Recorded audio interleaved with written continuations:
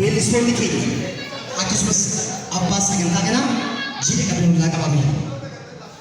Jiidha keessa wal keessa akkasumas hundi keessa warri jiidha fudhatan ollaan naannoo keeffatina warri jiidha fudhatan irra keessa jiidha keessa wal keessa nama jiidha hin qabne arguu qabu kootasa asuma maali waa'ee dullaa waa'ee jiidha anaaf su'eeka.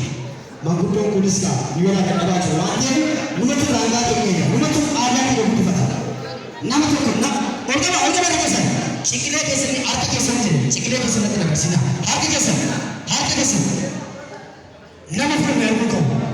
Maasa rakkoo qabu maasa. Eeshi kochi keeti kosuma keetis dhaqdhaqee jiidha wal qabu.